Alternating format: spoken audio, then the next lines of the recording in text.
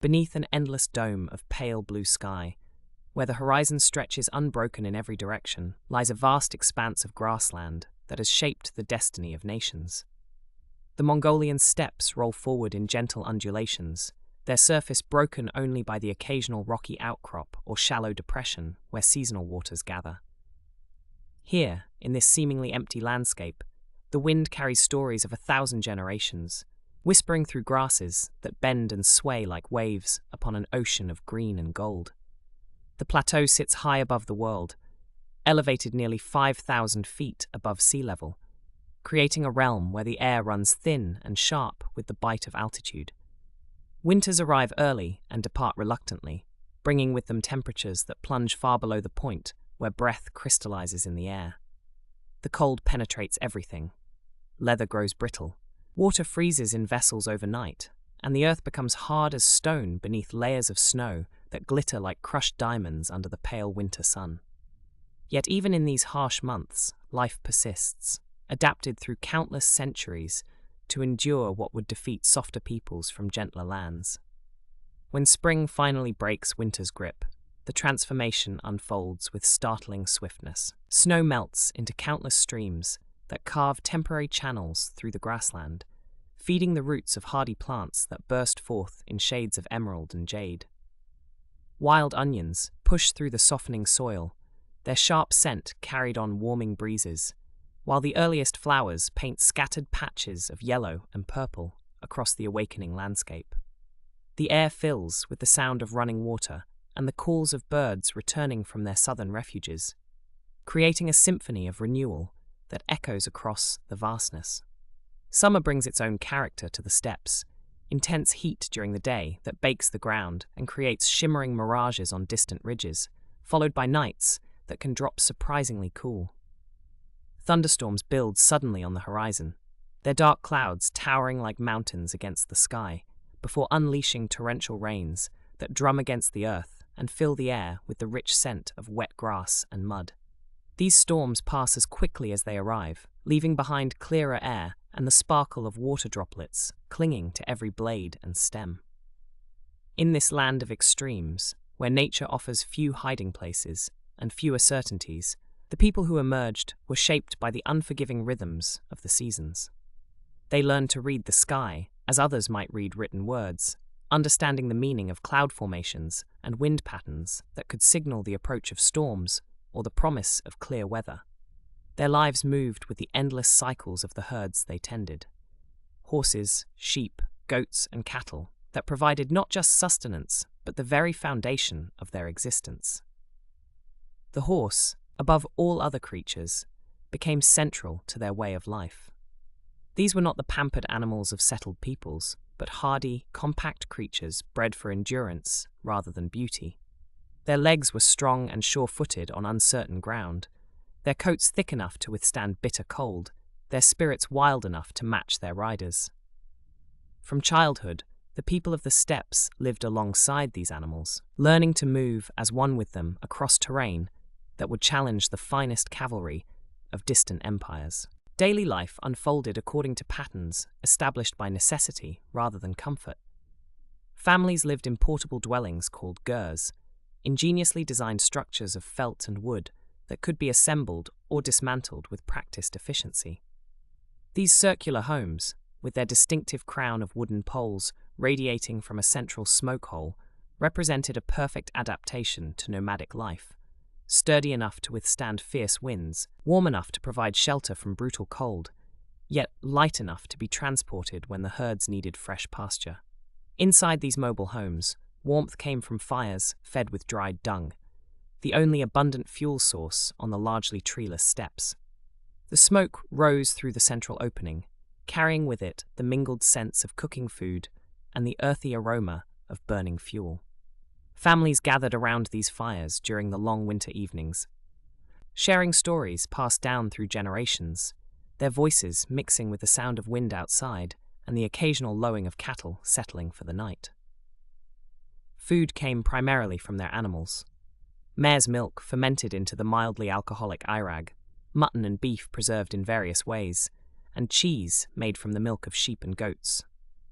The diet was supplemented occasionally with wild game when hunters proved successful, or with gathered plants during the brief growing season. Every part of slaughtered animals found use: meat for sustenance, hides for clothing and shelter, bones for tools and ornaments, sinew for bowstrings and thread. Clothing reflected the practical requirements of a harsh climate and mobile lifestyle. Layers of wool and felt provided insulation against cold, while leather offered protection from wind and rain. Boots were designed for riding, with soft soles that could grip stirrups effectively, and sturdy construction that would last through seasons of hard use. Hats took various forms, from simple caps of felt to elaborate constructions decorated with fur or feathers that marked status or clan affiliation. The social structure that evolved on the steppes was based on kinship ties and mutual dependence, rather than the rigid hierarchies found in agricultural civilizations. Extended families formed the basic unit of organization, with several related families often traveling together for mutual protection and assistance. Leadership emerged naturally from those who demonstrated skill in managing herds, reading weather patterns, or resolving disputes between families or clans. Warfare, when it occurred, was swift and brutal, conducted by warriors who had learned to fight from horseback almost before they could walk properly on foot. These conflicts were typically raids or disputes over grazing rights, rather than wars of conquest in the manner of settled peoples. Combat skills were honed through hunting expeditions that required the same combination of horsemanship, archery, and tactical thinking that would later prove so devastating against conventional armies. Religion on the steppes took the form of shamanism, a belief system that recognized spirits dwelling within natural phenomena. Mountains, rivers, rocks, and trees all possessed their own spiritual essence that required proper respect and propitiation. Shamans served as intermediaries between the human world and these spiritual forces, conducting rituals designed to ensure the health of herds, favorable weather, and success in hunting or warfare. The eternal blue sky, Tengri, held supreme position in this pantheon, watching over all life on the steppes with distant but benevolent attention. Trade networks stretched across the steppes long before any empire emerged, connecting distant regions through the movement of herders following seasonal migration routes. Knowledge traveled these same paths: techniques for working metal, news of distant events, stories and songs that enriched the cultural heritage of widely scattered tribes. The steppes, far from being isolated, served as a vast highway connecting different corners of the known world, though few outsiders understood the complexity of the societies that facilitated this exchange. In this crucible of wind and sky, of bitter cold and searing heat, of constant movement and endless adaptation, a people emerged whose descendants would one day ride out from these grasslands to reshape the map of the known world. The harsh steppes that might have broken lesser peoples, instead, forged them into something harder and more resilient than the civilizations they would eventually encounter. A force of nature itself, shaped by the very landscape that had tested them through countless generations. From these windswept grasslands, where survival carved character into bone and sinew, there emerged a child whose destiny would reshape the known world. Born into the Borjigin clan around 1162, the boy who would become Genghis Khan entered existence during one of the harshest winters the steppes had witnessed in generations. His father, Yesugei, held the child aloft against the pewter sky and named him Temujin, after a Tatar warrior recently captured in battle. The infant's tiny fist clutched a clot of blood, an omen the shamans would later claim foretold his dominion over nations yet unborn. The early years of Temujin's life unfolded like the gradual migration of herds across endless grassland, marked by the rhythmic cycles of seasonal movement and the ever-present spectre of tribal warfare. His father's ger stood among dozens of others, their felt walls breathing with the prairie wind, while smoke from countless fires created a perpetual haze that softened the sharp edges of the horizon. Young Temujin learned the fundamental truths of steppe existence through observation and necessity, watching how his father's warriors moved like shadows across the landscape, how alliances shifted like sand in a windstorm, and how mercy was a luxury few could afford in the brutal arithmetic of nomadic survival. The poisoning of Yesugei when Temujin reached his 9th winter, shattered the boy's world with the sudden violence of lightning, striking a lone tree. Tatar enemies, harboring grudges that stretched back through generations of blood feuds, invited the Mongol chieftain to share their food and kumis, then watched with cold satisfaction as the toxins coursed through his system. Death came slowly to Yasuge, each labored breath a reminder of the steppe's unforgiving nature, while his young son knelt beside the dying fire and felt the weight of leadership settle upon shoulders still too narrow to bear it. The clan elders, sensing weakness, like wolves detecting the limp of wounded prey, abandoned Temujin's family to face the coming winter alone. Hoilun, Temujin's mother, emerged as the pillar around which their diminished household would revolve during the years of exile that followed. Her strength flowed not from physical power but from an inner resilience, forged in the same crucible that had shaped generations of Mongol women. Those silent architects of survival who kept their families alive while their men rode to war or death. She taught her children to hunt marmots and field mice, to identify which roots and berries could stave off starvation, and to move like ghosts across terrain where other tribes might hunt them for sport. The ger that had once housed a chieftain's family became a refuge for outcasts, its walls growing thinner with each passing season as prosperity became memory. Through these wilderness years, Temujin's character crystallized like ice forming on still water, each hardship adding another layer to his developing understanding of power and its application. When rival Mongol factions captured him and forced an iron collar around his neck, the teenage outcast learned patience as he waited months for the perfect moment to escape, slipping away during a feast when his captors had grown careless with drink. The collar's weight remained with him long after its removal, a constant reminder that strength without cunning led only to chains. These lessons in endurance and strategy would later flow through his military campaigns, like underground rivers feeding surface streams. The first stirrings of Temujin's rise began with his reunion with Jamuka, his childhood blood brother, whose own path had led to leadership of the Jadaran clan. Their meeting occurred during the spring migration of 1184, when both men had reached the threshold of true adulthood, and the steppes trembled with the potential energy of change. Jamuka's camp sprawled across a valley floor like a constellation of white stars, each ger representing warriors who had chosen to follow his banner, while Temujin arrived with barely 24 followers, men drawn by something indefinable in his bearing that spoke of futures beyond their current circumstances. The friendship between these two charismatic leaders bloomed like rare flowers on the austere plateau, each recognizing in the other the qualities necessary for greatness, while remaining blind to the seeds of future conflict already taking root in their different visions of Mongol destiny. They hunted together across the rolling grasslands, their horses moving in perfect synchronization as they pursued herds of antelope that seemed to flow like liquid shadow across the earth. They shared kumis around evening fires, while their warriors sang ancient songs that carried the voices of ancestors on the night wind, and they spoke of uniting the scattered Mongol tribes under a single banner, though each harbored private dreams of holding that banner himself. The break between Temujin and Jamuka came gradually, like the imperceptible shift of seasons, beginning with small disagreements about tribal customs and growing into fundamental philosophical differences about leadership and the future of their people. Jamuka represented the traditional aristocratic approach to power, believing that bloodlines and ancient privileges should determine who ruled and who served, while Temujin championed a meritocratic vision where loyalty and ability mattered more than genealogy. When Jamuka's warriors stole horses from Temujin's camp, the theft became a catalyst that transformed philosophical differences into blood feud, setting the stage for a conflict that would determine not only personal destinies, but the trajectory of world history.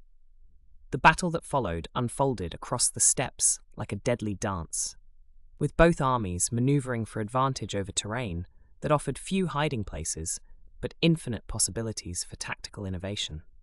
Jamuka commanded superior numbers, his forces arrayed in the traditional manner, with aristocratic warriors at the center, and tribal levies forming the wings, their banners snapping in the constant wind, like the wings of predatory birds. Temujin, forced to compensate for his smaller force through tactical creativity, arranged his men in units of 10 and 100, emphasizing mobility and coordination over individual heroics, a revolutionary approach that would later become the foundation of the greatest military machine the world had ever seen. Defeat came to Temujin with the swiftness of a summer storm. His outnumbered forces scattered across the grasslands, while he himself fled into the depths of the Kente Mountains, seeking refuge among the same peaks that had sheltered him during his childhood exile. The victory celebrations in Jamaka's camp echoed across the valleys for days, accompanied by the screams of captured enemies who learned too late the price of opposing established power. 70 of Temujin's allied nobles died in boiling cauldrons, their agonized cries serving as a stark reminder that mercy was a luxury reserved for those secure in their dominance. From his mountain hideaway, Temujin contemplated the ruins of his first bid for supremacy, while the seasons turned and snow began to dust the high peaks with premature white. The defeat, rather than breaking his spirit, served as a crucible that refined his understanding of leadership and revealed the flaws in his initial approach to power. He recognized that inspiring men required more than shared hardship and personal charisma, that lasting authority demanded a vision compelling enough to overcome the natural human tendency toward tribal fragmentation and petty rivalry. The harsh mountain winter provided time for reflection and planning, each day bringing new insights into the nature of command and the psychology of the warriors he would need to lead. When spring returned to the steppes, and Temujin descended from his mountain refuge, he carried with him a transformed understanding of his destiny and the methods required to achieve it.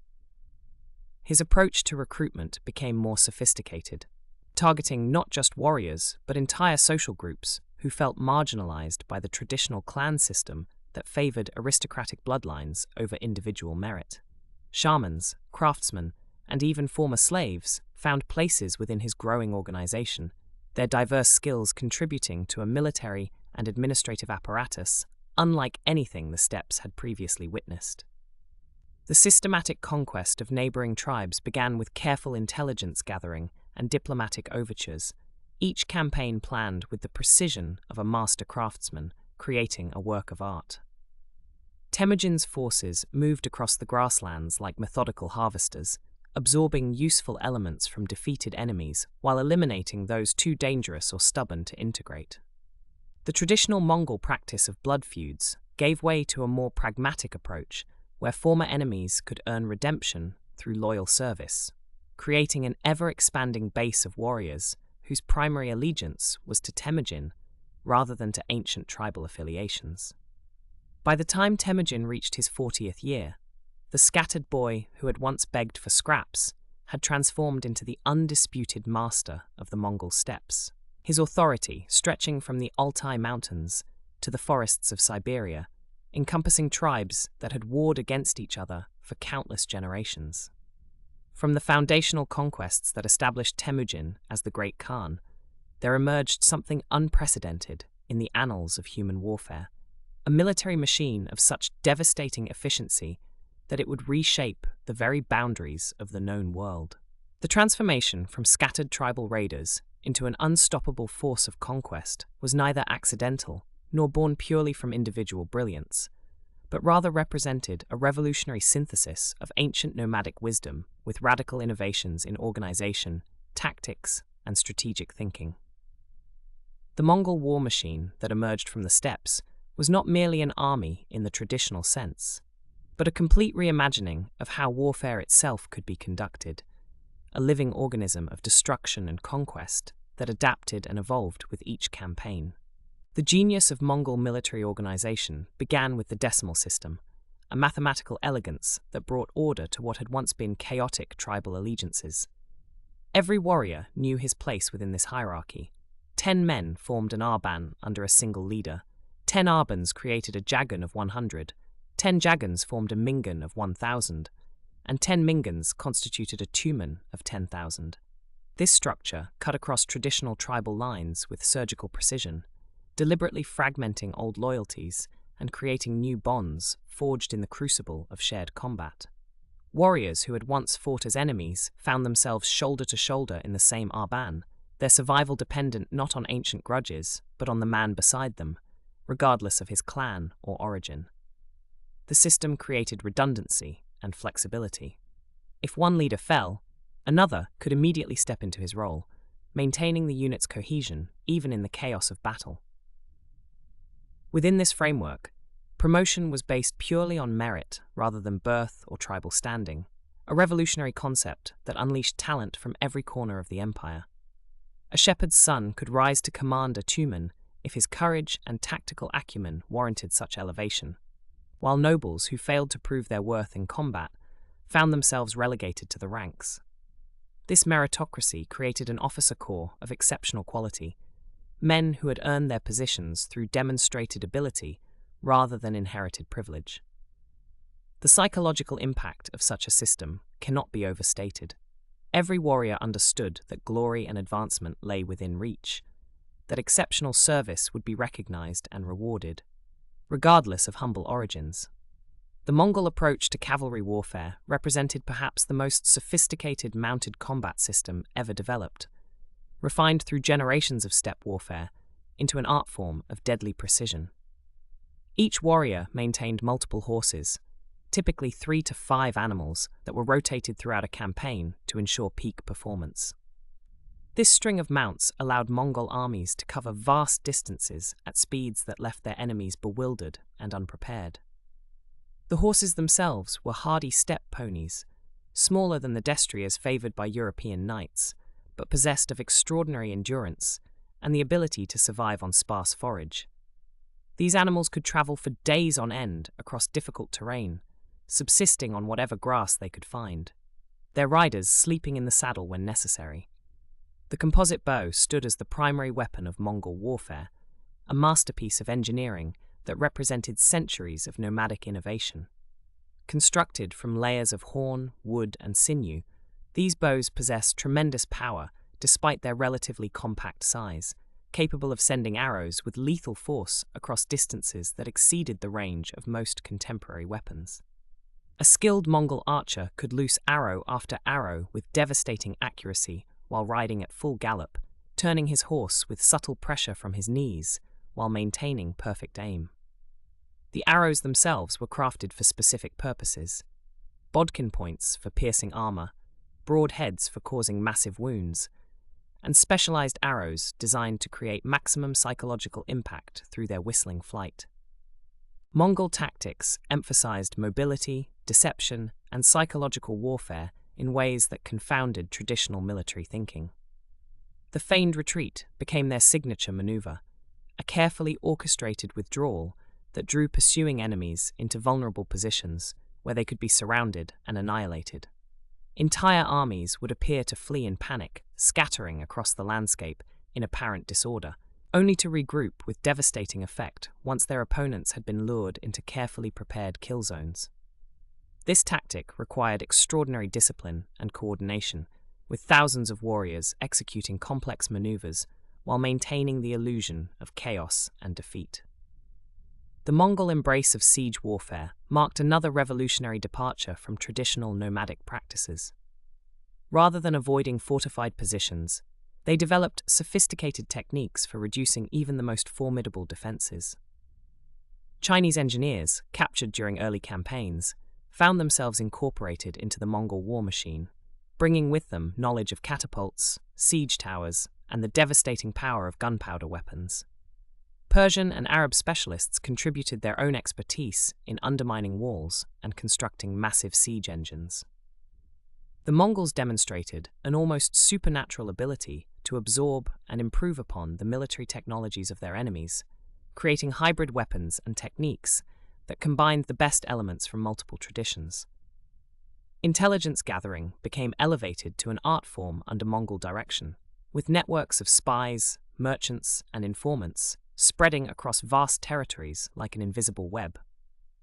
Before armies ever approached enemy territory, detailed information about defenses, troop dispositions, political divisions, and even the personal characteristics of opposing commanders had already been gathered and analyzed. This intelligence network operated with remarkable efficiency, utilizing the extensive trade routes that connected distant civilizations to gather information and coordinate activities across thousands of miles. Local populations often found themselves unknowingly providing crucial intelligence to seemingly innocent traders or travelers who were actually advanced scouts for approaching Mongol armies. The integration of conquered peoples into the Mongol military structure demonstrated a pragmatic genius that maximized available resources while minimizing resistance. Rather than simply destroying defeated armies, the Mongols systematically identified useful specialists and incorporated them into their own forces. Engineers, artisans, administrators, and warriors with particular skills found themselves offered positions within the expanding empire, their talents valued regardless of their origins. This policy created a diverse military force that combined the traditional strengths of steppe cavalry with the specialized knowledge of settled civilizations, resulting in an army that could adapt to any terrain or tactical challenge. Logistics, often overlooked in accounts of military prowess, received sophisticated attention within the Mongol system. The decimal organization extended to supply and communication networks, with designated units responsible for maintaining the flow of arrows, spare weapons, and replacement mounts. Herds of livestock traveled with the armies, providing both food and raw materials for equipment repair. The Mongol ability to maintain large armies in the field for extended periods, far from their home territories, represented a logistical achievement that would not be matched for centuries. Their quartermaster system ensured that warriors remained equipped and fed even during the most demanding campaigns, maintaining fighting effectiveness across vast distances and extended time periods. The psychological dimension of Mongol warfare proved as important as their tactical innovations, with terror deployed as a deliberate strategic weapon. Cities that surrendered immediately often found themselves treated with relative clemency, while those that resisted faced systematic destruction designed to serve as warnings to others. The Mongols cultivated their reputation for ruthless efficiency, understanding that fear could accomplish what force alone might struggle to achieve.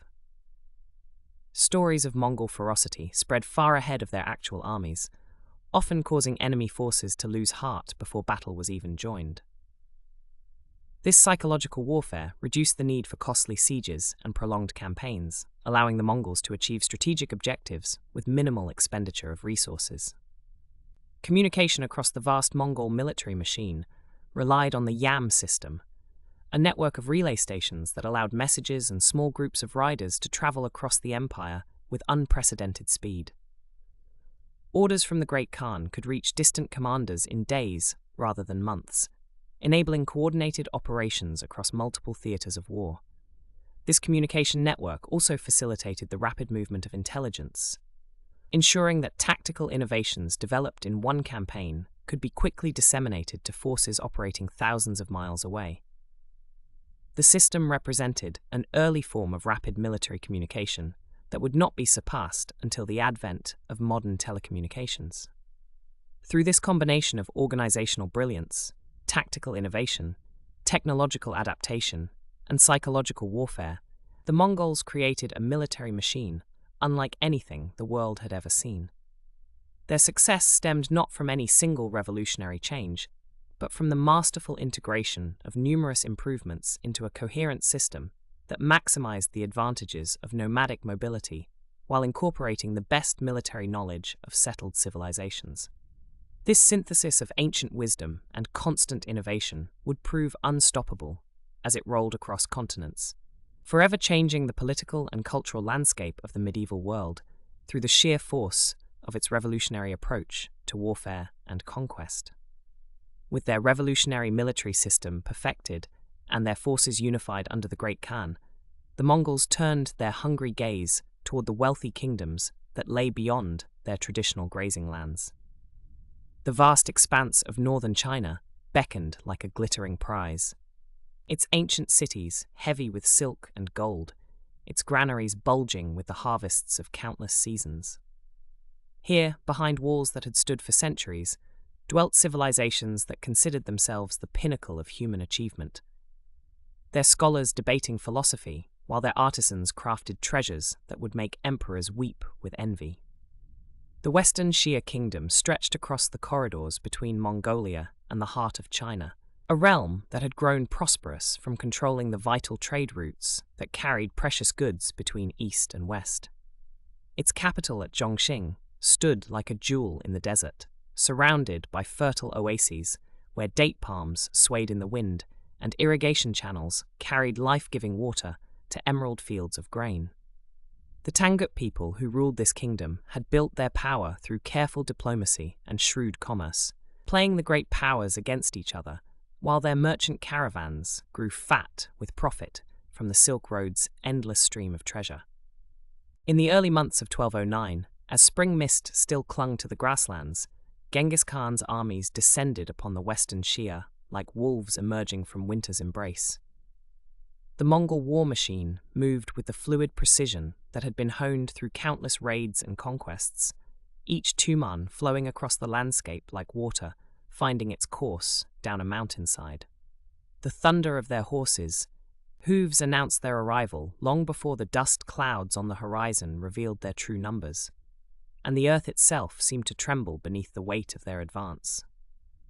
The siege of Wulahai Fortress became the opening movement in this grand symphony of conquest, as Mongol engineers deployed their newly acquired knowledge of Chinese siege techniques with devastating efficiency. Massive catapults hurled stones that shattered ancient walls, while teams of sappers worked day and night to undermine the foundations that had stood firm for generations. The defenders, accustomed to the more formal warfare of their settled neighbors, found themselves facing an enemy that seemed to appear and disappear like smoke, striking from unexpected angles with a ferocity that left veteran soldiers stunned and bewildered. Within the walls, the sounds of battle created a hellish symphony that echoed through narrow streets where families huddled in their homes, listening to the screams of wounded men and the crash of falling masonry. The acrid smell of burning wood and tar filled the air, mixing with the metallic scent of blood and the dust that rose from crumbling fortifications. Children pressed their faces to shuttered windows, watching wide-eyed as arrows darkened the sky like flocks of deadly birds, their iron points seeking flesh with mechanical precision. The psychological warfare that accompanied the physical assault proved equally devastating, as rumors of Mongol savagery spread through the kingdom like wildfire consuming dry grass. Tales of entire populations put to the sword, of cities reduced to ash and bone, arrived with each fleeing messenger who had witnessed the methodical destruction of neighboring settlements. The Western Xia court, accustomed to conducting warfare through negotiation and tribute, found themselves facing an enemy that seemed to recognize only the language of absolute submission. By 1210, the weight of continuous warfare had broken the back of Western Xia resistance, and the kingdom that had once controlled the crossroads of Asia found itself reduced to a vassal state, its proud nobles bowing before barbarian chieftains who had emerged from the northern wastes. The tribute that flowed northward included not only gold and silk, but also the expertise of Chinese craftsmen and engineers, knowledge that would prove invaluable in the campaigns to come. With the Western Xia subdued, Genghis Khan's attention turned to the far greater prize that lay beyond. The Jin dynasty, which ruled over northern China with all the majesty and wealth that 1,000 years of civilization could accumulate. The Jin emperors sat upon thrones of jade in palaces where every surface gleamed with precious metals, their courts filled with scholars who could recite poetry that made grown men weep, and artists whose paintings captured the very essence of mountains and streams, with brushstrokes as delicate as butterfly wings. The capital at Zhongdu, which would later be known as Beijing, rose from the North China Plain like a vision from paradise, its walls stretching to impossible heights, its towers reaching toward heaven itself. Within those walls lived more than 1 million souls, from the highest nobles, whose robes were worth a king's ransom, to the humblest artisans, whose skills had been passed down through countless generations. The morning mist that rose from the city's countless courtyards and gardens carried the scent of jasmine and incense, creating an atmosphere of ethereal beauty that seemed to exist outside the realm of mortal concerns. The Jin armies that marched out to meet the Mongol threat represented the pinnacle of Chinese military tradition, their soldiers arrayed in formations that had been perfected over centuries of warfare.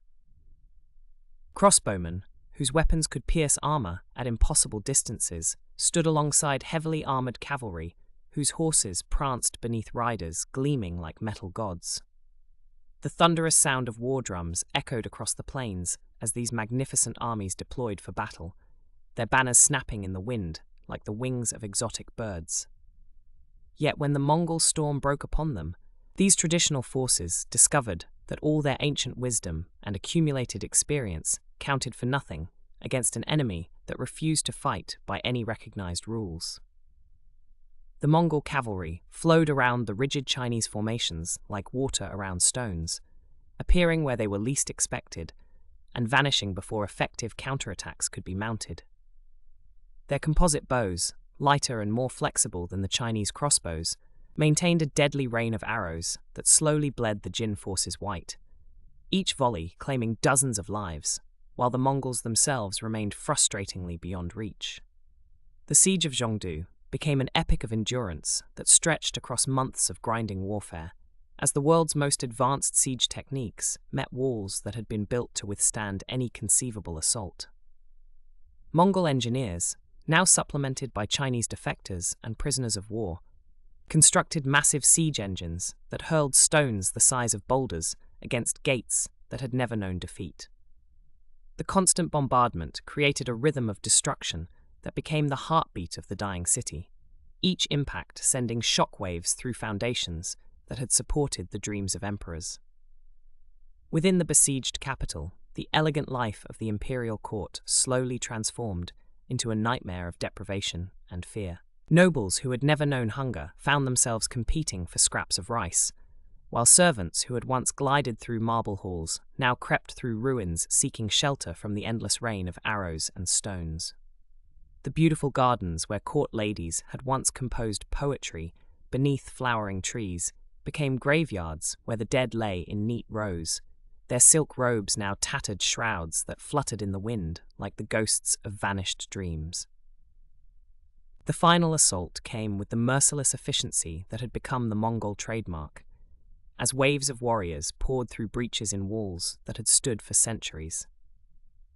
The streets that had once echoed with the gentle music of court musicians now rang with the clash of steel and the cries of the dying, as a civilization that had considered itself eternal discovered the brutal reality of its own mortality.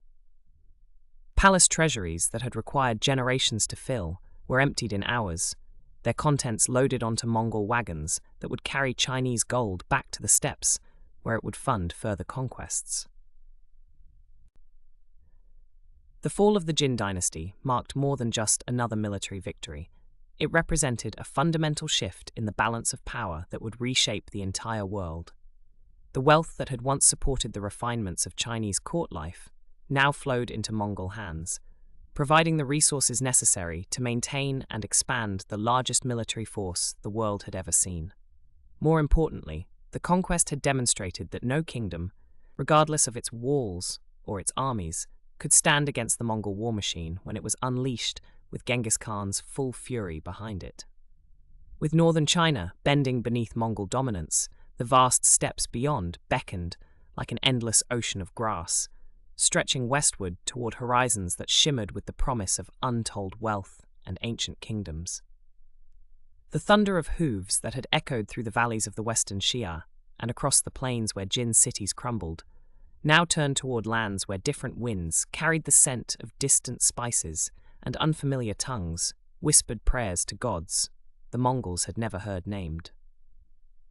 The Great Ride West began not as a planned campaign of conquest, but as a merchant's grievance that would reshape the known world. Somewhere beyond the Tian Shan Mountains, where snow-capped peaks pierced the sky like the spears of sleeping giants, lay the Khwarezmid Empire, a realm that controlled the ancient trade routes threading between east and west like golden veins through the earth's body.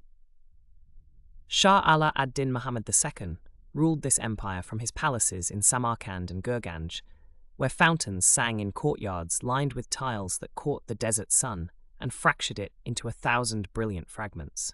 The first Mongol emissaries rode westward with caravans heavy with silk and precious metals, their leather-wrapped bundles containing the finest products of conquered Chinese workshops. These were not raiders, but traders, following the ancient customs of the steppes, where commerce and diplomacy moved hand in hand like dancers in an eternal waltz. The great Khan himself had blessed these missions. For Genghis understood that wealth flowed along trade routes like water through carefully tended channels, and he meant to drink deeply from these streams of prosperity. But in the city of Otrar, where dust devils danced in the marketplace, and the call to prayer drifted across mud-brick walls worn smooth by countless desert winds, the governor Inalchuk made a decision that would echo through the centuries like the crack of doom. The Mongol merchants, their goods spread beneath canvas pavilions, while camels shifted restlessly in the heat, found themselves accused of espionage, their peaceful mission twisted into something sinister by suspicious minds that saw threats in every shadow. When word reached Karakorum that these envoys had been executed and their goods seized, the great Khan's fury rose like a sandstorm sweeping across the desert, dark and terrible and utterly consuming. The diplomatic mission that followed carried with it the weight of destiny. 3 ambassadors riding across the steppes with the Khan's final offer of peace. One was a Muslim, chosen to speak the language of faith that bound the Khwarezmid court, while the other 2 carried the authority of the Mongol nation itself. They rode through landscapes where wild horses galloped across endless grasslands and eagles circled high above, their shadows racing across the earth like harbingers of the storm to come. When Shah Muhammad chose to execute one ambassador and send the other 2 back shorn of their beards, their faces branded with the mark of ultimate insult, he sealed not just his own fate, but that of an entire civilization. The great Khan's response came with the turning of the seasons, when winter's grip loosened and the grass began to grow green again across the steppes. The Mongol war machine, honed to perfection through years of conquest in China, began its inexorable movement westward like a tide of steel and leather that nothing could turn back. Genghis Khan himself led this army, riding at the head of a force that numbered perhaps 200,000 warriors, their horses, breath steaming in the morning air as they crossed rivers whose names would soon be written in blood and fire. The armies moved with the precision of a great hunting expedition, spread across hundreds of miles of steppe, yet connected by an invisible web of communication that pulsed like a living nervous system. Smoke signals rose from hilltops, while riders galloped between the scattered tumens, carrying messages in their leather pouches, and maintaining the coordination that made the Mongol forces so terrifyingly effective. They swept across the Sidaria like a brown flood, their banners snapping in winds that carried the dust of distant battlefields and the cries of cities yet to fall. Otrar, where the first insult had been given, became the first to feel the weight of Mongol vengeance. The siege stretched through months, while the great engines of war hurled stones against walls that had stood for centuries, their ancient mortar cracking under the relentless bombardment like ice breaking in spring floods. When the city finally fell, Governor Inalchuk met an end as terrible as his crime. Molten silver poured into his ears and eyes, while the flames of his burning city lit the night sky like a beacon visible for leagues across the desert. The great cities of the Khwarezmid Empire fell in succession, each conquest more devastating than the last. Bukhara, the jewel of Islamic learning, opened its gates rather than face destruction, its scholars and merchants gathering in the great mosque, while Genghis Khan himself rode his horse up the steppes and declared that he was the punishment of God, sent to scourge the earth for their sins.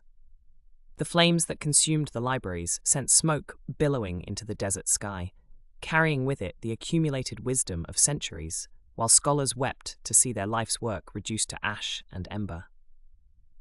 Samarkand, that ancient crossroads where caravans had gathered since time immemorial, resisted with the desperation of the doomed, its walls bristling with defenders who shot arrows like deadly rain upon the besieging forces. But the Mongol siege engines, designed by Chinese engineers who had thrown in their lot with the conquerors, battered the fortifications until great gaps opened like wounds in living flesh. The city's fall sent tremors of terror racing along the trade routes, merchants and pilgrims carrying tales of destruction that grew more terrible with each telling. The Shah himself fled westward before the advancing storm, his great empire crumbling behind him like a sandcastle before the tide. Across Persia he ran, through landscapes where ancient kings had once held court, and poets had sung of eternal beauty, now transformed into a wasteland where vultures circled above the remains of civilization. The Mongol pursuit followed him relentlessly, their forces dividing like the fingers of a vast hand to scour every valley and plain where he might seek refuge. At Nishapur, the city of turquoise domes and singing fountains, the Mongols paused to deliver a lesson in the price of resistance. When the defenders killed Tokchar, Genghis Khan's beloved son-in-law, the subsequent vengeance exceeded even Mongol standards of thorough destruction.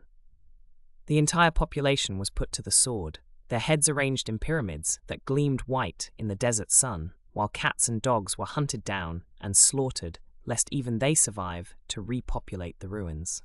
As the great ride continued westward, fragments of the Mongol army began to encounter realms whose very existence had been whispered legends in the yurts of the steppes. Beyond the Caspian Sea, where waters stretched to the horizon like a mirror reflecting endless sky, lay Europe, a patchwork of kingdoms and principalities that had never felt the thunder of Mongol hooves upon their soil. The forces of Jebe and Subutai, those master generals who had learned their craft in the crucible of Chinese warfare, rode across the Caucasus Mountains, where snow-crowned peaks looked down upon valleys filled with the sound of war. The Georgian and Armenian kingdoms, proud inheritors of ancient Christian traditions, found themselves swept aside like leaves before an autumn gale. Their heavy cavalry, trained in the European manner of warfare, charged again and again against the fluid Mongol formations, only to find themselves striking at shadows, their lances meeting empty air, while arrows fell among them like deadly hail. The Mongol tactics, refined through decades of steppe warfare and perfected in the siege of Chinese cities, proved devastatingly effective against these new enemies, who fought with different methods but the same mortal flesh. At the Kolka River, where waters ran swift and clear toward the distant Black Sea, the Mongols encountered their first true European army, a coalition of Russian princes who had ridden south to aid their Cuman allies against these strange invaders from the Dawnlands. The battle that followed became a masterpiece of Mongol tactical brilliance, as Jebe and Subutai orchestrated a feigned retreat that drew the allied forces across the river and into a carefully prepared trap. The slaughter that ensued sent shockwaves through the principalities of Rus, where chroniclers struggled to find words adequate to describe the catastrophe that had befallen the flower of Russian chivalry. The Great Ride West had transformed from a punitive expedition against a single empire into something far grander and more terrible, a reconnaissance in force that probed the defences of an entire continent. When the Mongol generals finally turned their horses eastward toward the distant steppes, where their Khan awaited news of their exploits, they carried with them intelligence more valuable than all the gold and silver stripped from conquered cities. They had mapped the strengths and weaknesses of Europe, counted its armies, and measured the resolve of its princes, gathering the knowledge that would guide future campaigns when the Mongol war machine returned to complete its conquest of the world. The vast steppes fell silent as Genghis Khan's earthly journey reached its end in 1227, but the Mongol war machine he had forged continued to pulse with inexorable life. His son Ögedei, chosen from among the Khan's heirs, not for his prowess in battle, but for his steady wisdom and diplomatic temperament, ascended to the throne of the greatest empire the world had ever known. Where his father had been the lightning strike that shattered kingdoms, Ögedei would prove to be the methodical storm that consumed entire civilizations with calculated precision. The new Great Khan gazed eastward from his capital at Karakorum, where the morning sun cast long shadows across the administrative buildings that now rivaled any court in Beijing or Baghdad. The Song dynasty stretched before him like a ripe fruit. Its northern territories already carved away by the Jin dynasty, which itself had fallen to Mongol pressure. The Song had retreated south of the Yangtze River, their scholars and bureaucrats believing that the Great Waterway and their sophisticated defenses would hold back the horsemen of the steppes. They could not have been more mistaken about the nature of the force that now studied them with patient and calculating eyes. Ogedei's approach to conquest differed markedly from the explosive campaigns that had characterized his father's reign. Where Genghis had struck like wildfire, consuming everything in his path with furious speed, Ogedei moved with the deliberate patience of winter itself, methodically encasing his enemies in an ever-tightening grip of strategic brilliance. His generals spread across multiple fronts simultaneously, each campaign feeding into a larger tapestry of conquest that would take decades to fully unfold. The systematic nature of these operations revealed the Mongol military machine at its most evolved and terrifying. The assault on the Song dynasty began not with thundering cavalry charges across open plains, but with a careful study of Chinese military treatises and engineering principles. Mongol armies had learned to adapt, incorporating Chinese siege engineers and their sophisticated knowledge of gunpowder weapons into their forces. The sight of Mongol tumans, accompanied by great-wheeled siege engines and teams of Chinese specialists, became increasingly common along the Song frontier. Traditional Mongol mobility merged with Chinese technical expertise to create a hybrid war machine capable of reducing the most formidable fortifications to rubble.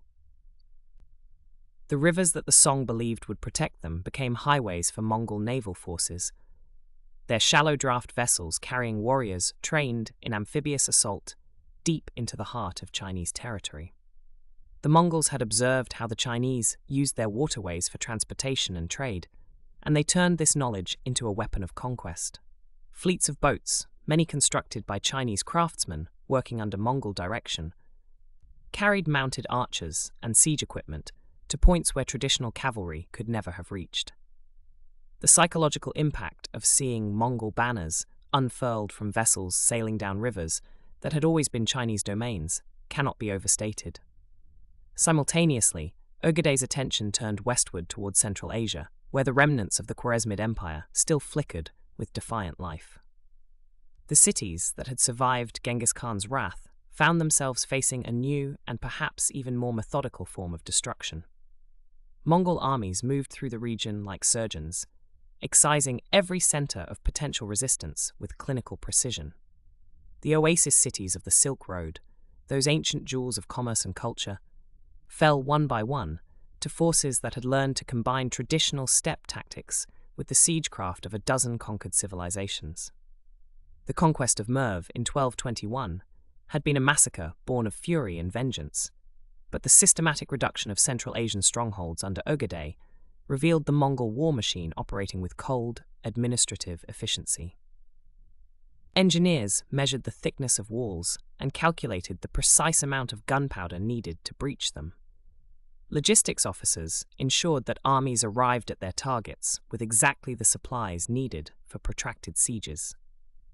Intelligence networks, often composed of merchants and travelers who had witnessed Mongol mercy in other conquered territories, provided detailed information about garrison strengths and internal politics.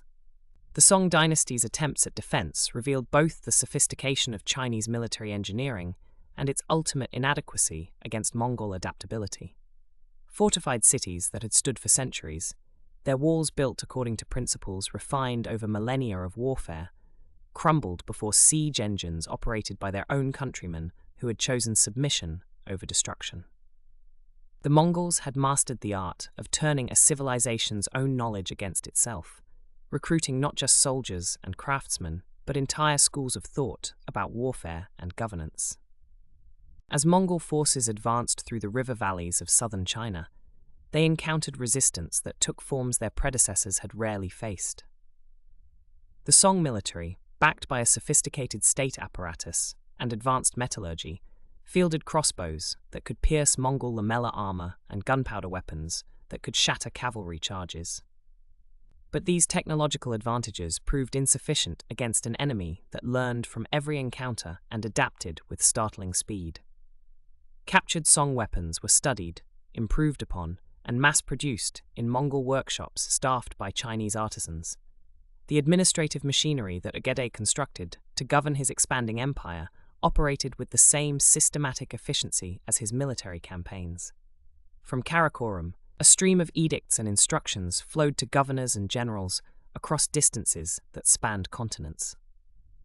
The Pax Mongolica that was emerging from these conquests created trade networks that surpassed anything the ancient world had known. Merchants traveled under Mongol protection from the ports of southern China to the markets of Kiev, carrying not just goods, but ideas, technologies, and cultural practices that would reshape the known world.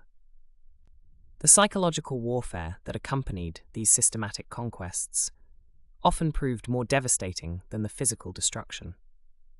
Cities that surrendered before siege engines could be deployed found themselves incorporated into the Mongol system with their populations and buildings intact.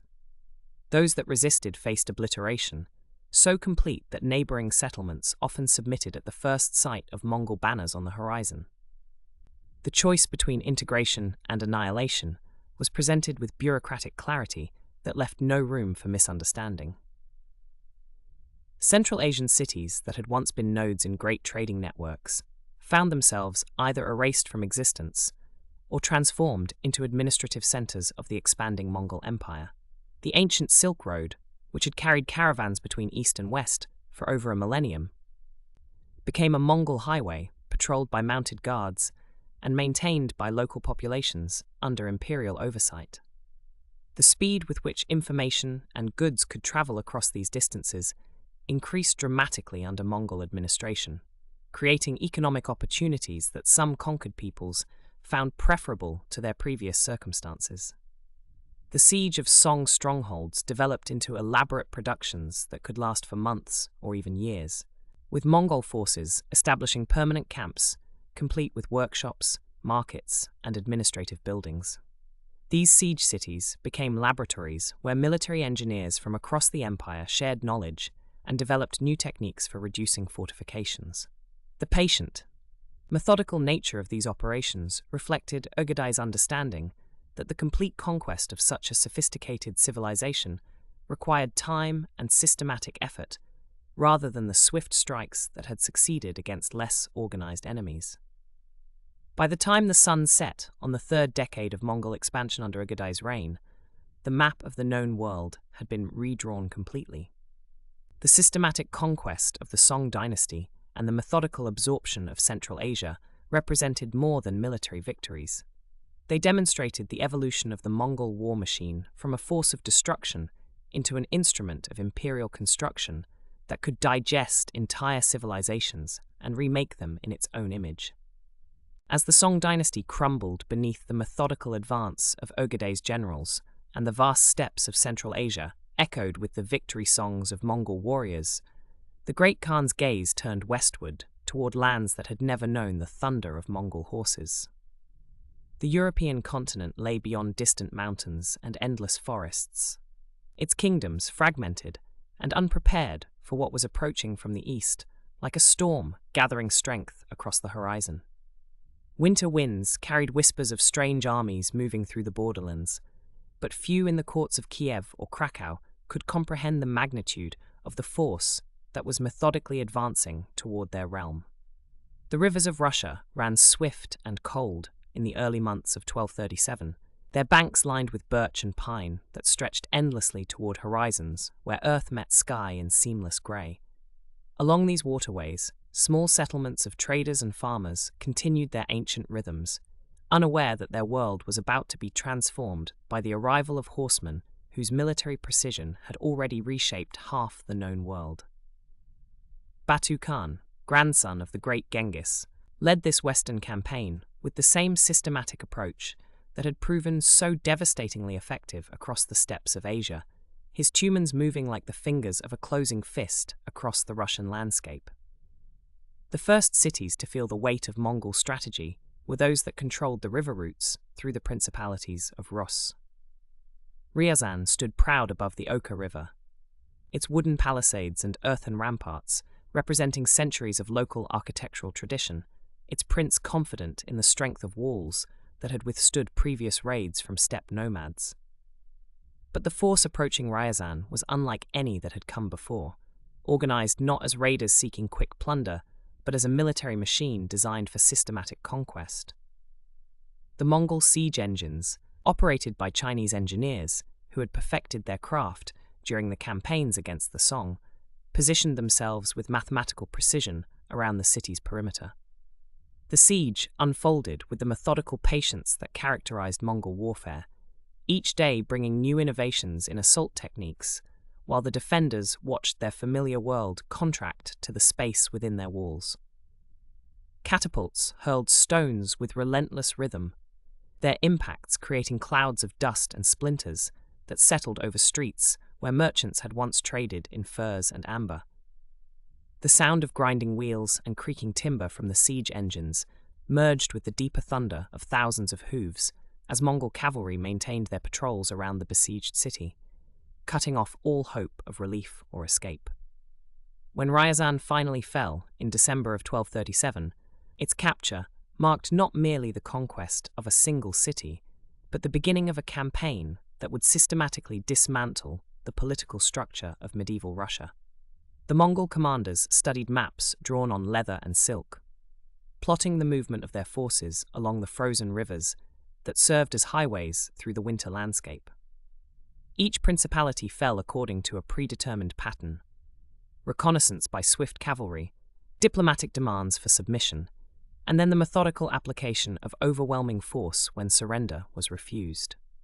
Moscow appeared through the bare branches of winter forests as little more than a fortified trading post, its wooden Kremlin rising modestly above the Moskva River. The settlement's strategic position at the convergence of several river routes had made it prosperous, but prosperity meant nothing against the mathematical precision of Mongol logistics. Supply trains stretched back across hundreds of miles, carrying siege equipment and provisions that allowed the invading force to maintain its campaign momentum, regardless of season or terrain.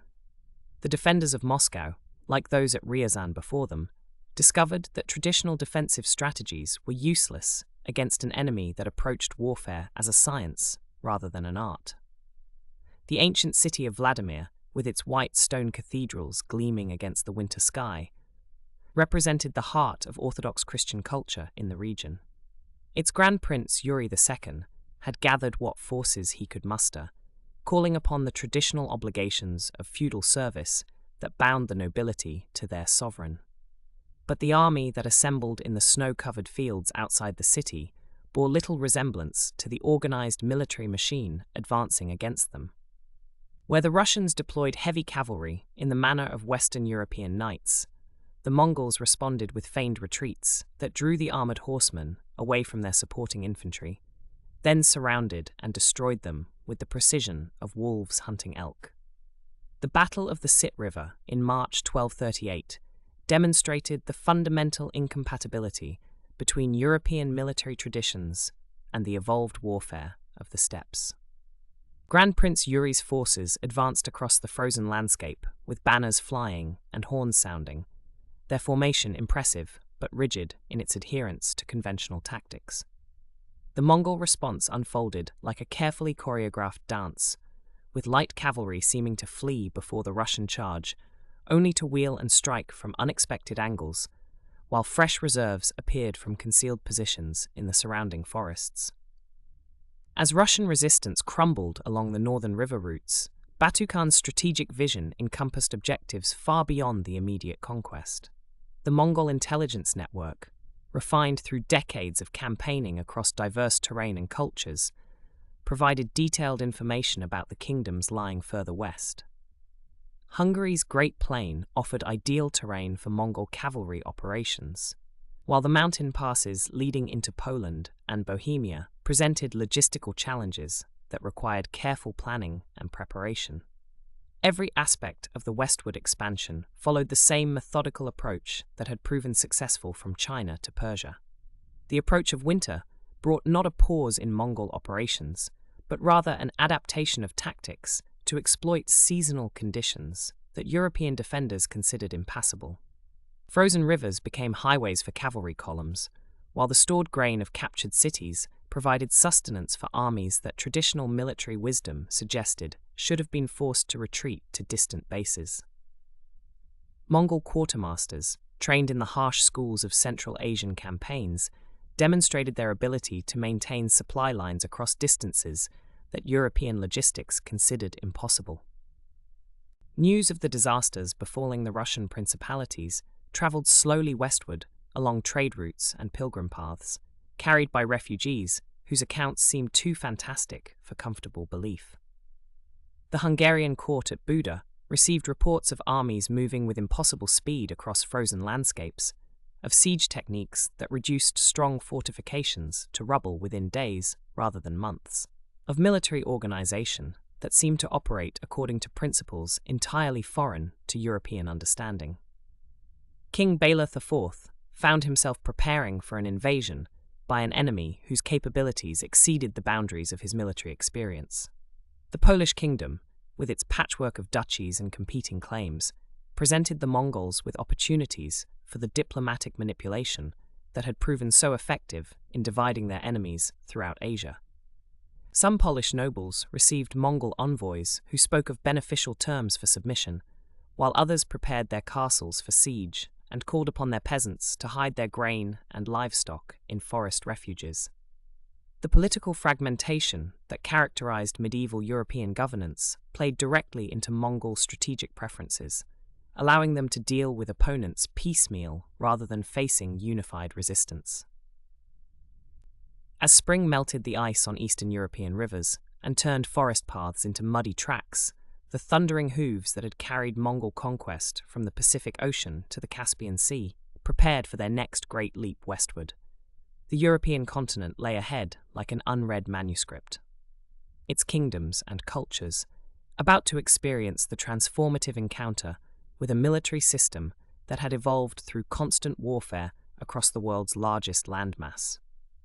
The horses that had carried Mongol warriors across the steppes of Asia now pawed the ground impatiently at the borders of a civilization that would soon discover the devastating efficiency of the world's most advanced military machine. The dust clouds that had darkened the skies over Kiev and Budapest began to settle as the Mongol war machine reached the apex of its terrifying momentum.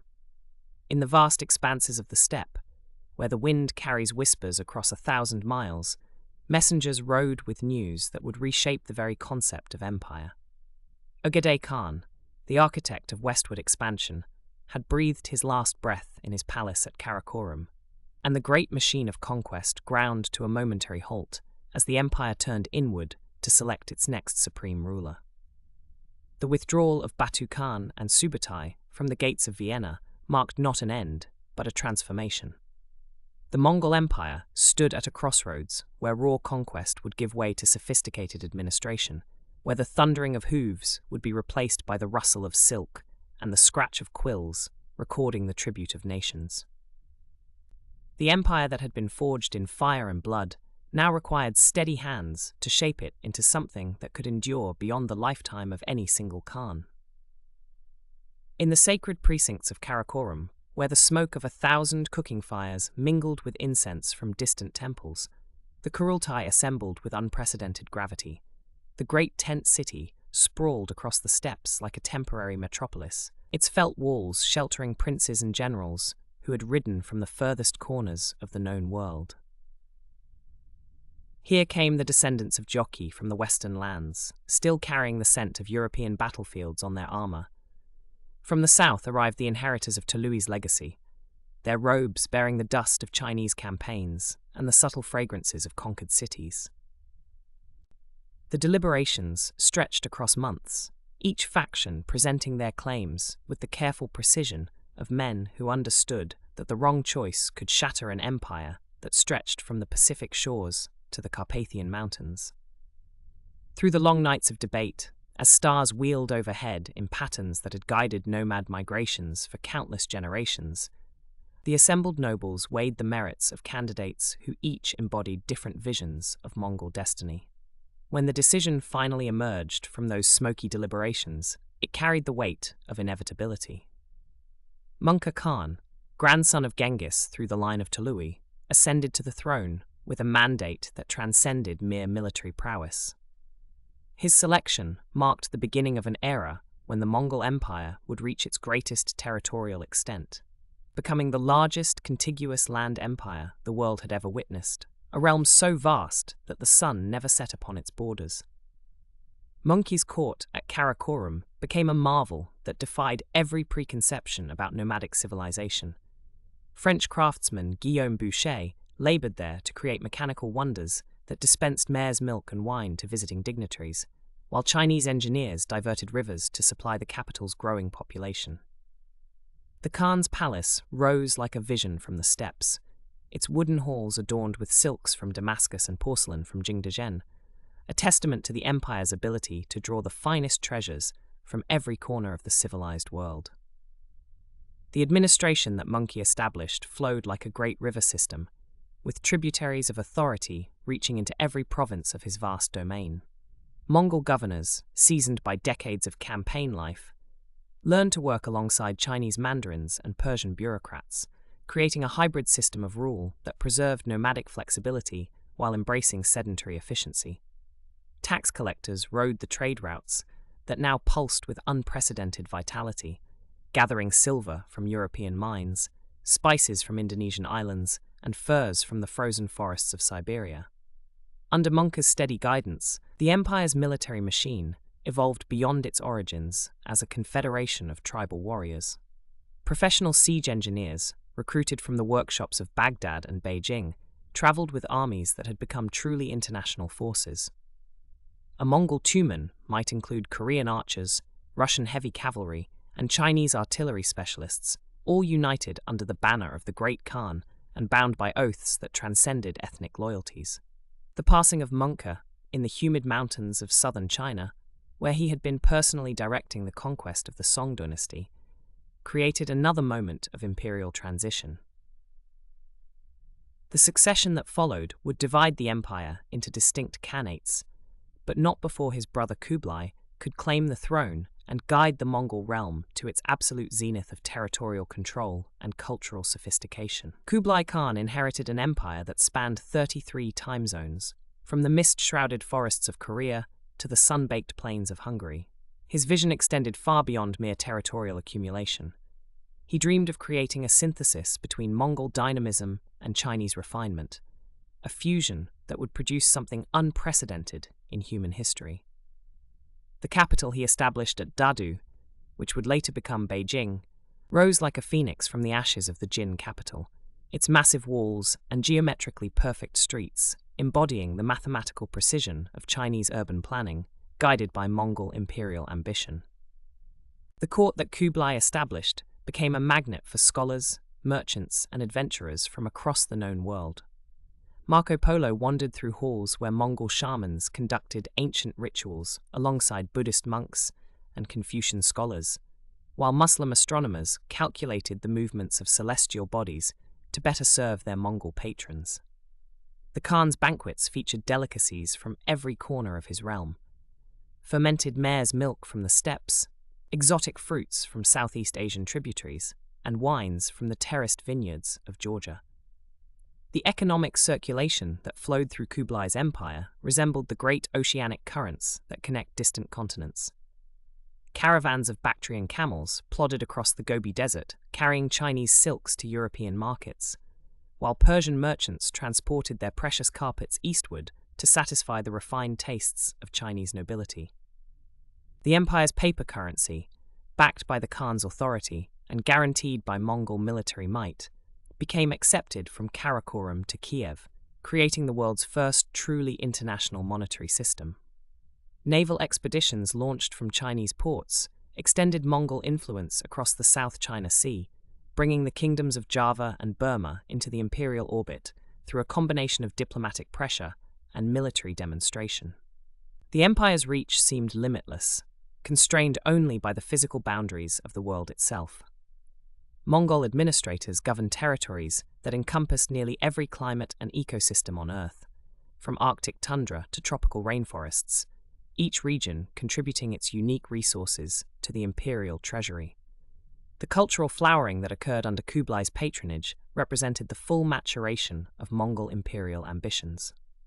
Chinese painting traditions merged with Persian miniature techniques under the influence of artists who had traveled the length of the Silk Road, while architectural styles from Central Asia found expression in the temples and palaces of southern China.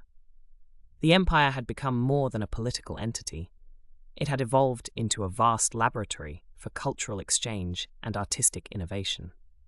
Yet, even as the empire reached its maximum territorial extent under Kublai's rule, the very success that defined this golden age carried within it the seeds of eventual fragmentation.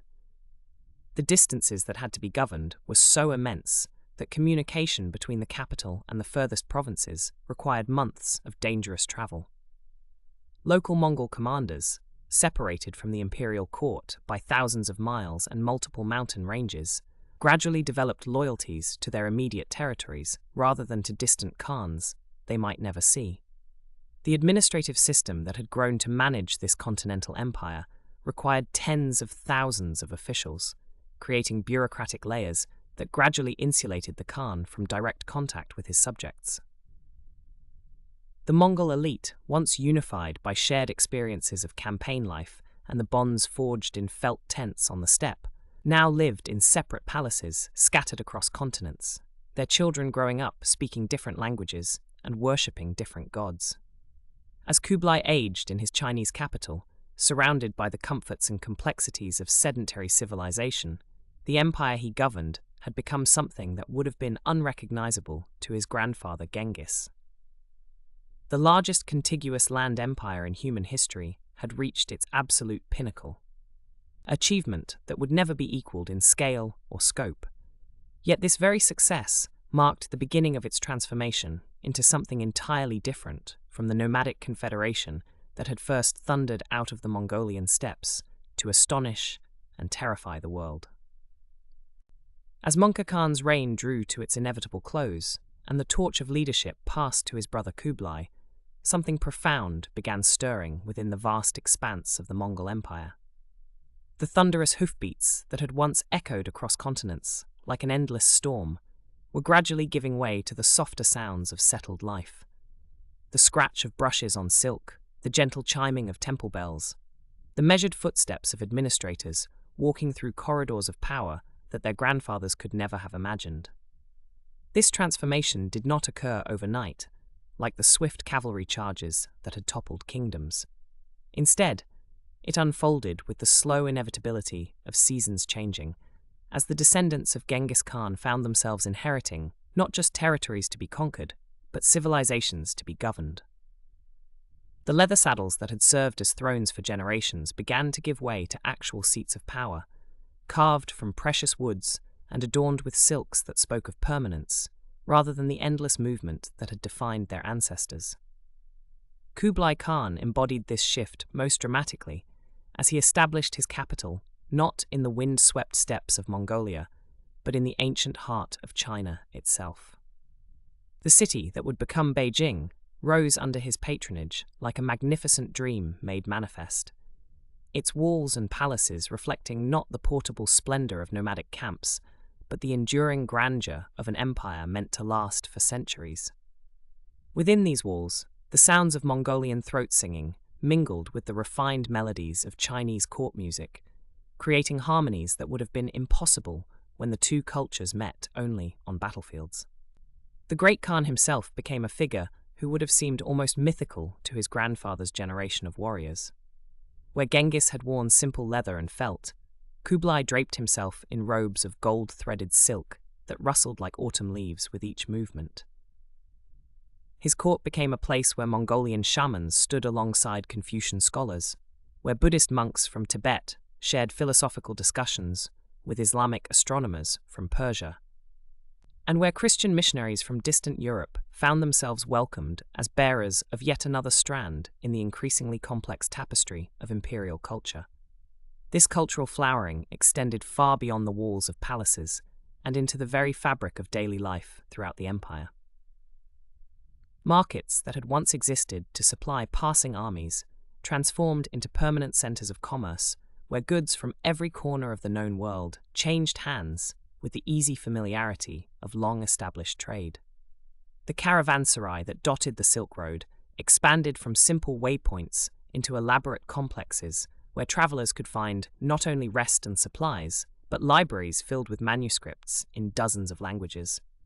Workshops where master craftsmen passed their knowledge to eager apprentices, and theatres where stories from distant lands played out nightly under starlit skies. In the western reaches of the empire, similar transformations were taking shape as Mongol rulers embraced the sophisticated administrative systems of the lands they governed. The descendants of Hulagu Khan in Persia became patrons of poetry and astronomy, their courts attracting scholars whose works would influence Islamic thought for centuries to come.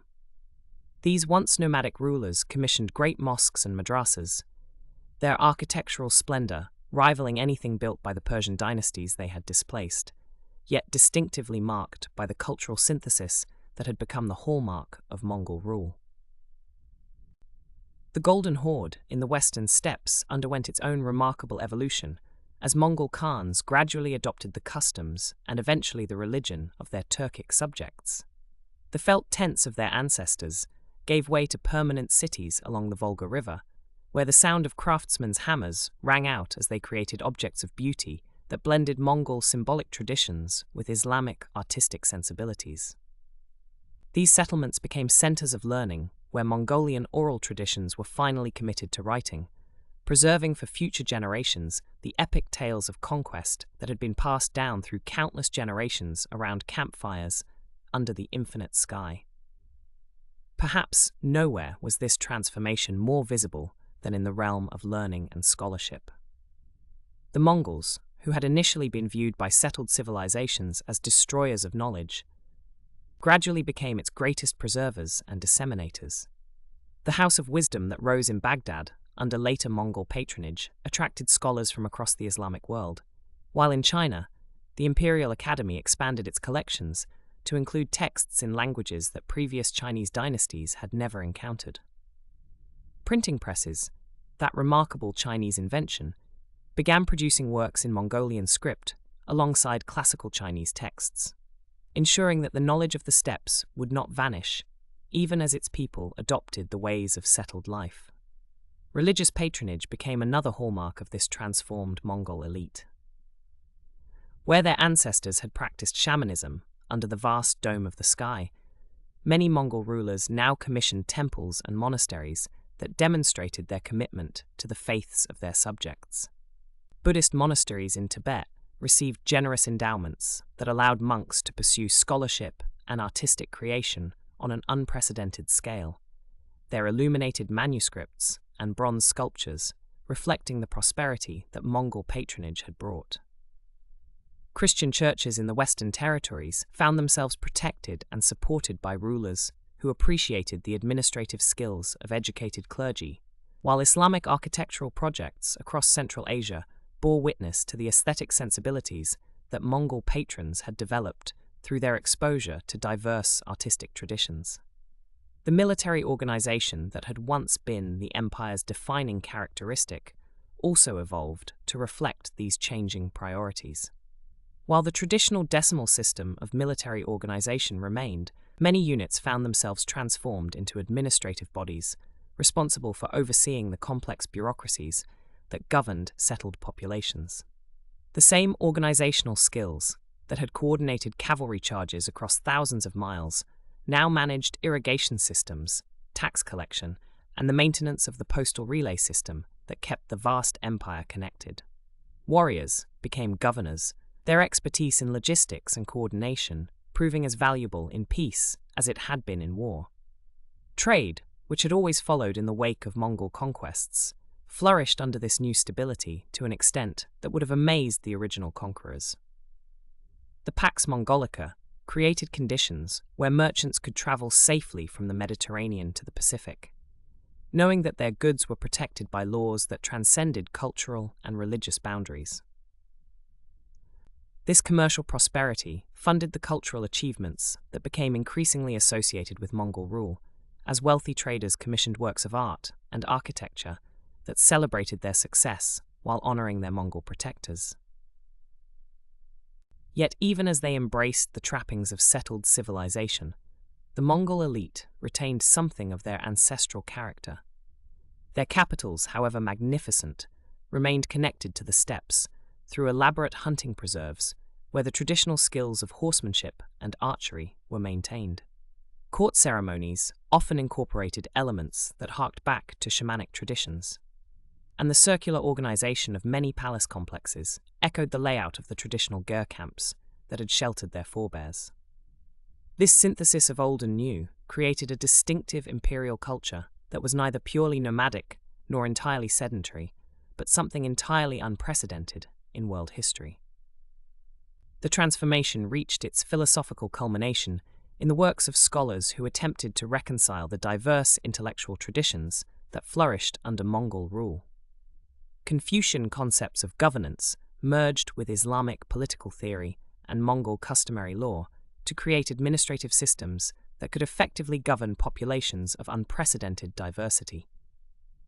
These synthetic approaches to government would influence political thought long after the empire itself had fragmented, their emphasis on meritocracy and religious tolerance becoming enduring legacies of the Mongol transformation from conquerors to rulers, from destroyers to builders of civilizations.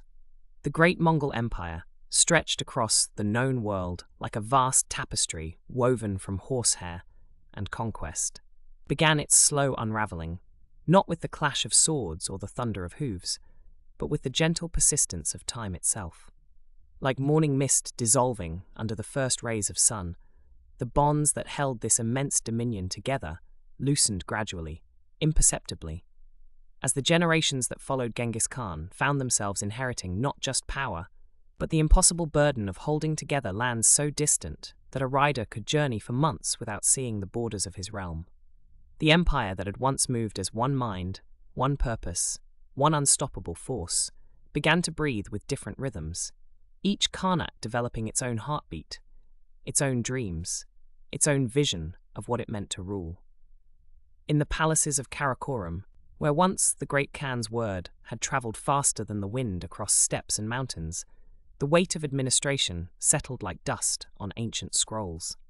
The sons and grandsons of warriors found themselves surrounded by bureaucrats and advisors, learning to navigate the complex machinery of governing settled peoples, whose lives moved to the rhythm of seasons and harvests rather than the drum of hoofbeats.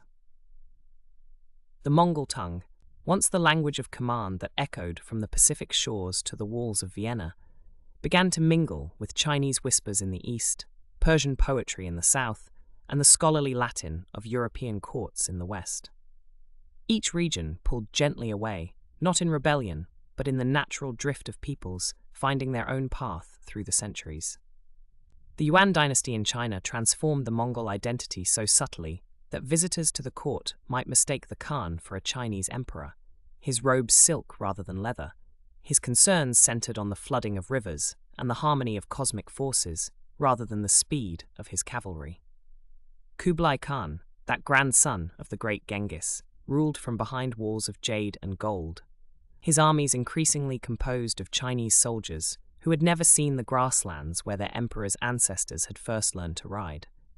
The bureaucracy grew like bamboo around the throne, each office requiring its own seal, its own protocol, its own careful dance of forms and ceremonies that would have seemed as foreign to Temujin as the rituals of a distant planet. Meanwhile, in the western reaches of the empire, the Golden Horde settled into the river valleys of Russia like wolves learning to tend sheep, their descendants intermarrying with Slavic nobles until the distinction between conqueror and conquered blurred like watercolors in rain. The fierce mobility that had once made them masters of the world gave way to the comfortable weight of settled life, with stone fortresses replacing felt tents, and the endless horizon of the steppe yielding to the familiar boundaries of established territories. Trade routes that had once carried not just goods, but the very lifeblood of empire, began to shift, seeking easier paths, safer harbours, newer markets that owed no allegiance to the distant memory of Mongol supremacy. The Ilkhanate of Persia absorbed the refined culture of its subjects, like a sponge drinks water. Its rulers, commissioning poetry in Persian rather than Mongolian, their courts filled with the soft music of stringed instruments rather than the harsh melodies of throat singers. The great libraries of Baghdad and Isfahan, once targets of destruction, became repositories of Mongol patronage, their scholars translating ancient texts, while the descendants of their conquerors nodded approvingly over manuscripts they could no longer read in their ancestral tongue. The architectural marvels they commissioned rose in styles that owed more to the geometric patterns of Islamic tradition than to the portable beauty of Ger and Yurt, their minarets reaching toward heaven with aspirations that would have puzzled their nomadic forebears. As the 14th century dawned, the empire existed more in memory than in reality. Its various fragments connected by little more than the fading recollection of shared ancestry and the increasingly tenuous fiction of a universal Khan whose authority meant less with each passing decade. The postal system that had once carried news across continents with the speed of galloping horses fell into disrepair, its relay stations abandoned to the weather, its roads reclaimed by grass and forest. Merchants still travelled the old routes, but they carried their own protection now, organised in caravans that owed allegiance to local lords rather than to any distant emperor whose name they might not even know. The Black Death, that invisible enemy against which no cavalry charge could prevail, swept across the fragmenting empire in the middle of the 14th century, severing the final threads that bound the scattered khanates together. Trade routes emptied not from war, but from the simple absence of traders, communities turning inward as they struggled with mortality that struck down nobles and peasants with equal efficiency. The plague moved along the very arteries that had once carried the empire's strength, transforming highways of communication into corridors of silence. Religious transformation accelerated the dissolution, with different regions adopting different faiths as their rulers sought legitimacy from sources closer to home than the traditional shamanic practices of their ancestors. Islam spread through Central Asia and Persia like water finding its natural course, while Buddhism took deeper root in Mongolia itself. And Orthodox Christianity influenced the Golden Horde's relationship with its Russian subjects. Each new faith brought its own calendar, its own festivals, its own vision of proper governance, creating barriers of understanding where once there had been unity of purpose. The Ming dynasty's rise in China in 1368 marked perhaps the most visible end to Mongol dominance, as Zhu Yuanzhang's forces drove the last Yuan emperor back to the steppes from which his ancestors had emerged centuries earlier. Yet even this defeat carried the gentle quality of autumn leaves falling, inevitable and somehow peaceful, as if the great cycle of conquest and retreat had simply completed another turn. The Chinese spoke of the mandate of heaven shifting like seasonal winds, while in the grasslands the expelled Mongols resumed the pastoral life their great-grandfathers had abandoned for the glories of empire. In the gathering twilight of their dominion, the various Mongol successors began to seem less like fragments of a broken whole, and more like completely separate entities that happened to share certain ancestral memories. The Chagatai Khanate in Central Asia fragmented further into smaller emirates and tribal confederations, each claiming legitimacy from increasingly distant connections to the Great Khan's lineage. The Golden Horde split and split again, creating the smaller Khanates of Crimea, Kazan, and Astrakhan, their rulers styling themselves as Khans while governing territories that a single Tumen might once have crossed in a matter of days. The transformation was so gradual, so organic, that few contemporaries recognized they were witnessing the end of an epoch. Chroniclers in distant courts might still refer to the Mongol Empire in their histories, but they wrote of it increasingly in the past tense, as something that had been, rather than something that was. The terror that had once accompanied the very word Mongol faded into the stuff of stories told by grandfathers to children who had never seen a steppe warrior or heard the distinctive whistle of arrows fired from horseback at full gallop. By the dawn of the 15th century, the Mongol Empire existed primarily in the realm of memory and legend, its physical manifestation reduced to scattered successor states that retained little connection to the vision that had once united the known world under a single banner. The Great Yam, that postal system which had been the nervous system of empire, survived only in fragments, its horse stations now serving local lords who had forgotten the meaning of the paisa tokens that had once commanded instant obedience across continents. And so the mightiest empire the world had ever known slipped quietly into history, not destroyed by any single enemy or catastrophic defeat, but transformed by time and distance and the simple human tendency to adapt to local circumstances rather than maintain loyalty to distant abstractions.